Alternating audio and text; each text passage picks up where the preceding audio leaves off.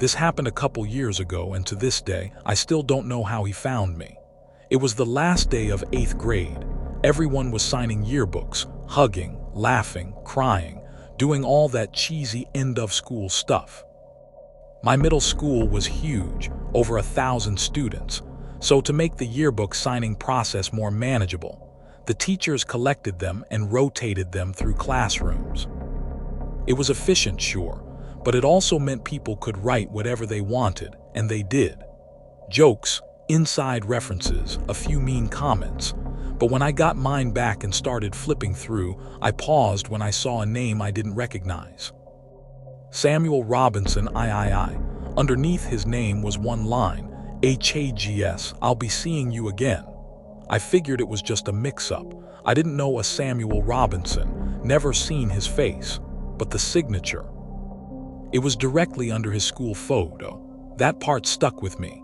I brushed it off at the time. School was over, summer had just started, and that night my friends, Kevin, David, and Kieran, were coming over for a sleepover. We hung out in the basement until about 2 a.m., eating Doritos and playing Call of Duty, just being loud and dumb middle schoolers. We were goofing around with my dad's rowing machine when we heard something, 3 sharp knocks.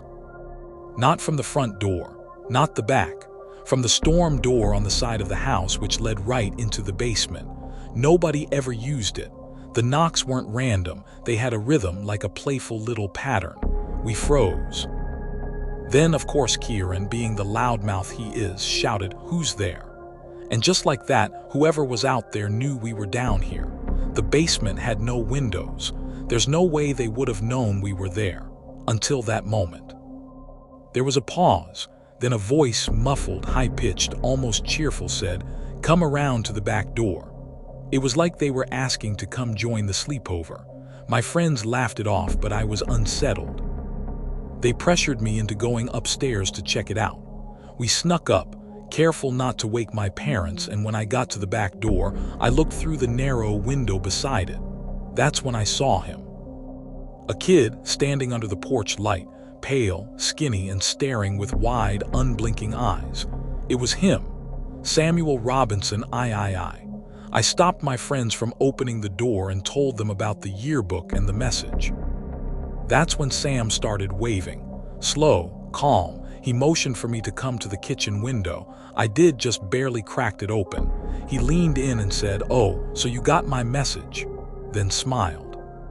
Told me he'd always watch me from afar. Said we could have been good friends. I forced a smile and nodded, trying to stay calm while panic churned in my chest. I asked him how he knew where I lived. He didn't answer, just kept smiling. Then David shouted from behind me, calling Sam a creepy stalker and telling him to leave. That's when Sam's whole expression changed. His face dropped. His head tilted like he didn't understand what was happening. And then he snapped, started screaming.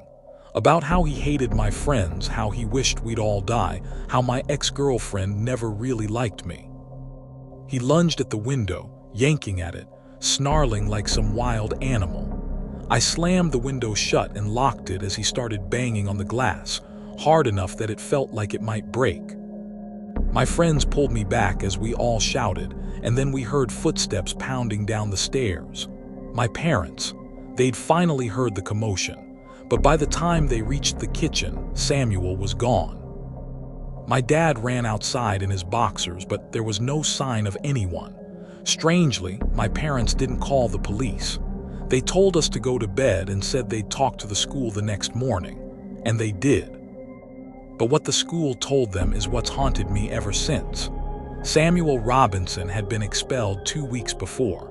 He wasn't even supposed to be at school when the yearbooks were passed around, but his photo had already been printed. Meaning he snuck into the school just to leave that message in my yearbook. After that, we tried to find out more. No address, no records. No one seemed to know where he or his parents had gone. It was like they had vanished. Like they never existed in the first place. And ever since that night, that basement hasn't felt like mine anymore. Not really. It feels like it's his.